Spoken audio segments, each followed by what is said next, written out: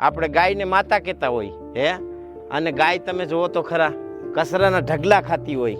એક ગરીબ માણસ કૂપન કઢાવવા જાય તોય પૈસા વિના નીકળતું નથી. તમે જુઓ સાલુમાં પુલ પડી જાય હે, અને એક નદી તો એવી બતાવો કે જેનું પાણી સુરક્ષિત હોય અને પી શકાય. કે આખો દી કથામાં ઉપદેશ દેતા હોય કે પૈસા તો હાથનો મેલ છે હે, અને પછી કથા વાંચવાના 10 કરોડ લેતા હોય. અને આખો સમાજ એક એવી પીડામાં જતો રહ્યો છે કે આપણને સારું મગજમાં નથી બેસતું કે 18 વર્ષના છોકરાઓને હાર્ટ એટેક આવી જાય, 20 વર્ષના છોકરાઓને પેરેલિસિસ થઈ જાય, પરિવારમાં એકતા ન હોય, બાપ દીકરો ભેગા રહેતા ન હોય, 2 માણા લગ્ન થાય તો 6 મહિના 2 માણાનું ઘર ન હાલતું હોય.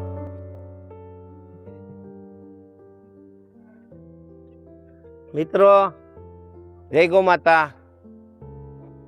મને વારે વારે એવો વિચાર આવે કે ભારતમાં શેરીએ શેરીએ મંદિર અને ગલીએ ગલીએ સંપ્રદાય હે, અને એટલા બધા સાધુ, એટલા બધા જ્ઞાની માણસો અને એટલી બધી સત્સંગની ચેનલો કે આપણે કોકને કહીને તો એમ થાય કે હા, ભારત તો સત્યનો દેશ છે અને સંતોનો દેશ છે એવું લાગે. પણ એની સામે મિત્રો સમયની પરિસ્થિતિ તમે જુઓ તો માણસ કોઈના કોઈ સંપ્રદાય, કોઈના કોઈ ધર્મ અને કોઈના કોઈ ધાર્મિક કાર્ય સાથે સંકળાયેલો હોવા છતાં આ દેશનો તમે ભ્રષ્ટાચાર તો જુઓ. એક ગરીબ માણસ કૂપન કઢાવવા જાય તોય પૈસા વિના નીકળતું નથી. તમે જુઓ સાલુમાં પુલ પડી જાય હે, અને એક નદી તો એવી બતાવો કે જેનું પાણી સુરક્ષિત હોય અને પી શકાય. આપણે ગાયને માતા કહેતા હોય હે, અને ગાય તમે જુઓ તો ખરા કચરાના ઢગલા ખાતી હોય હે, અને છતાંય આપણે એમ કહીએ કે અમે ધાર્મિક છીએ, અમે સાત્વિક છીએ હે. એટલે આ મને એવો રોજ વિચાર આવે કે સારું આપણે ઉપદેશ બધાને દેતા હોય હે કે આપણે ગાય રાખવી જોઈએ, ગામડામાં રહેવું જોઈએ, ખેતી કરવી જોઈએ, પણ કરવું નથી કોઈને. ધર્માચાર્યો ઘણા એવા હોય, બધાને નથી કહેતો, પણ અમુક એવા હોય કે આખો દી કથામાં ઉપદેશ દેતા હોય કે પૈસા તો હાથનો મેલ છે હે, અને પછી કથા વાંચવાના 10 કરોડ લેતા હોય. આપણે કોઈની અરે કાંઈ વાંધો નથી, હું તો બધાને આદર, બધા સંપ્રદાયનો આદર કરું છું. પણ મને એવું થાય કે સારું આવું આને શું કહેવાય, એમાં કઈ રીતનો વાયરસ કહેવાય હે.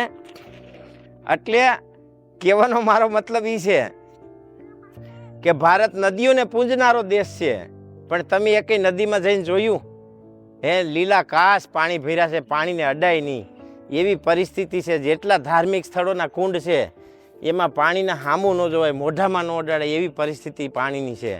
એની સામે જે કાર્યો, કર્તૃત્વ અને કાર્ય, વિચાર અને પ્રણાલી એટલું બધું બગડતું જાય છે. આપણને એમ લાગે કે આપણે વિકાસ તરફ જાય છીએ, પણ મિત્રો શાંતિથી એક હૃદયથી વિચારી અને જોઈ તો મને તો એવું લાગે છે કે વિકાસ તરફ નહીં, વિનાશ તરફ જાય છે. કારણ કે ગાયના ઘી, દૂધ, દહીં ખાવા છે બધાને, અને શુદ્ધ ક્વોલિટીના ખાવા, A1 ક્લાસ, પણ કરવું કોઈને નથી.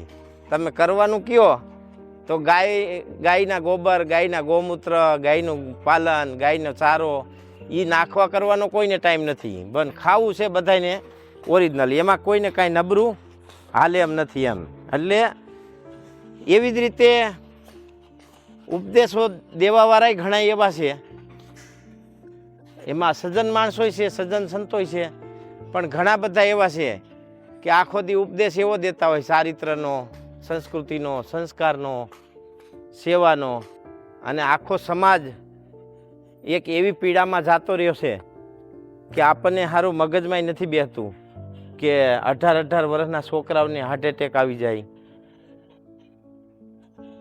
20 વર્ષના છોકરાઓને પેરેલિસિસ થઈ જાય હે, અને પરિવારમાં એકતા ન હોય, બાપ દીકરો ભેગા રહેતા ન હોય, 2 માણા લગ્ન થાય તો 6 મહિના 2 માણાનું ઘર ન હાલતું હોય. આ બધી બાબતો વિકાસને પરિભાષામાં આવે. મિત્રો, ગાયની વાત કરી તો ગાયને આપણે રાષ્ટ્રની ચેતના, ધર્મની ચેતના, સંસ્કૃતિની અસ્મિતા આવા બધા નામથી સંબોધન કરતા હોય.